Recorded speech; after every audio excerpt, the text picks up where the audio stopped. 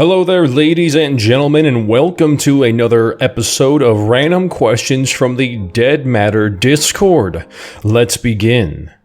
Rick asks, will gear earned be locked to the server you acquired it on? And Leica says, yes, there is no server hopping, which is honestly a good thing because you don't want to have an immediate advantage over those who have been grinding in other servers and then come in with your craziness and just murk them all in an instant. It would be no fun, no good.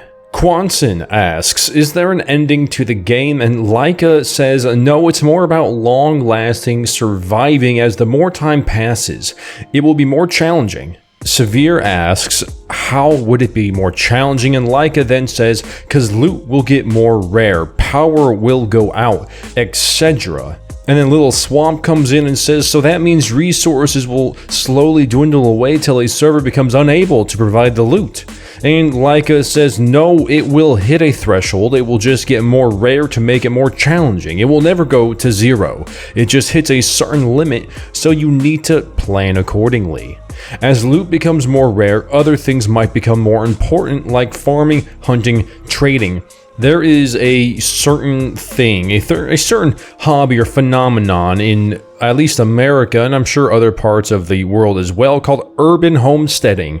And that is essentially what we will be doing in this game towards the end of a server's life, where you live in an urban area, but you collect rainwater and you have a garden and you hunt. It's that kind of homesteading. You may not own the large, vast plots of land, but you do own your house, just like in Dead Matter, where you will be claiming a pre-existing building and fortifying it, adding traps, making a fence or whatever else, and building yourself a greenhouse and heating it all through the year with an infrared heater. So plenty of great things to do. And this is a question I hear a lot of in the Discord and in my comment section here on YouTube. Can I still back Dead Matter and play closed alpha after the closed alpha releases? And Leica says, yes, you can back at any time throughout the whole closed alpha, but once early access hits, backing will end. I don't know when the NDA will lift, but it would be probably convenient for those who are more hesitant about backing the game if the NDA would lift sometime in the later closed alpha, so that way people might be able to see what the game is like from a gamer's perspective to give them confidence to actually back, but we will see how that goes. Cat, it's just regular zombies then, no special infected gimmicks? Nova says no gimmicks, but like it goes into more detail and says the zombies will look different regarding their former occupation and they will have different loot, etc., but no special infected a la Left 4 Dead or something like that. So you're going to see police zombies, you're going to see doctor zombies, you're going to see maybe construction zombies. There's a ton of zombies that you're going to see, and there will maybe even be special zombies, such as maybe there's a SWAT gear zombie that will have a bulletproof vest, maybe a military zombie with a flak and Kevlar on, things like that that will make them harder to kill, more challenging, but more rewarding. Cat asks, I saw in one of the videos that there are children-sized body bags on one of the roads. Does that mean there will be children like zombies? And Leica says, no children as zombies, which very astute observation. I noticed that too. I thought it was a great bit of immersion for the setting of the game. Surely there would be tons of dead children as well. I'm glad they're not shying away from that. But of course, no, there's not going to be any child zombies running around trying to eat your face. A Watts, any idea when mods will be backed by the game? Closed alpha or open alpha or question mark? And how long does closed alpha usually last? For alpha, how big of a playable area will we have, and can you relate that playable area to a game like a GTA or Fallout 76? And like I said, mods will come a lot later down the line and not in closed alpha, and that should be expected. They're still trying to get their own game figured out in closed alpha. Closed alpha will last till the game hits early access next year at some point. In the FAQ, you will find a video of comparison of maps, which is very nice to know. If you guys want to see for yourselves, just go to the FAQ. Simple as that. But yeah, so there was a rumor going around, not necessarily a rumor, but I heard from somebody who heard from somebody else that closed alpha will only last approximately a week, and then early access will hit. And according to Leica, that's not going to happen. Closed alpha will last till next year, which is when early access is scheduled. So be prepared for that. You're not going to be back in the game and only getting closed alpha for a mere week. That would defeat the whole purpose, I believe, and not be nearly enough time to fix bugs, server issues, networking issues, and anything else, optimization of the players, things like that. Awat asks, how many people per server? And Leica says 36 in closed alpha. Later down the line, 60 to 80 people per server. Valk says, how single player work in terms of personal settlement? Am I going to be alone in my adventures, or will there be some kind of AI companion system in place? Am I going to be able to have a friendly AI in my settlement? Multiplayer is obviously the main attraction here, but sometimes I like the solitude of playing a game solo, and I absolutely agree. These are valid questions, and I love your I love your picture there, Uber Yeats. I don't know why that's so funny to me, but it is.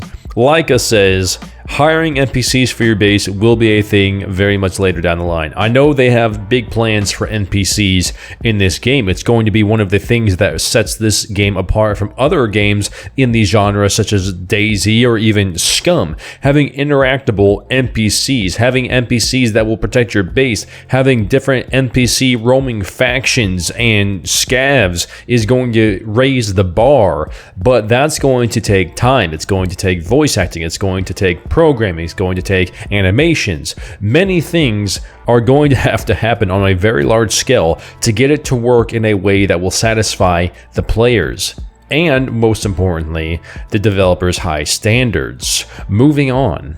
Missing Router asks, will I be able to make a snowman and have snowball fights? Havoc Hank says negative. Severe asks, is there going to be a thing where people of the community can vote from a list of choices the devs provide? And Hank says not likely. Alberta Cookie asks, will there be a hockey stadium in Calgary? He says probably. And the Cheeseman asks, yeah, I've played it, so you'll be able to make sandwiches and soup and stuff with whatever ingredients you can find instead of it requiring specific foods. And Havoc Hank says correct. Hank is starting to sound a little bit like a Magic 8-Ball right here, but I don't blame him. He probably answers the same repetitive questions day in and day out. It's good that he's summarizing the answers as is. Keep going, Hank. We love you. Missing Router, can you get pets like a dog? And Hank says no pets. Missing Router, will hordes spawn naturally or happen over time? And Hank says they form naturally, typically from people making too much noise. And in terms of their spawning, there will be a limit on how many appear on the screen at one time, just for performance issues, I think. But they have said repeatedly that they are able to get a rather sizable horde on screen at the same time with limited FPS drop, if any. So if you're in an urban environment and you start getting chased by hordes of zombies and making a ton of noise, or you're getting into a gunfight with somebody else, they will start spawning in from different directions to simulate the amount of zombies that you're actually attracting. Ulcer104 asks, hello, just a person who is interested in dead matter. Will there be a crafting feature? Examples would be upgrades, homemade weapons, plantations, things like that. And would they require specific blueprints, which could be guidebooks and would require a crafting table? And Hank says there will be schematics, but crafting in general is super basic right now, but likely to be iterated over time. So I said this in my last video and I'll say it again. The crafting in this game is starting to become more and more in-depth and advanced than I previously thought.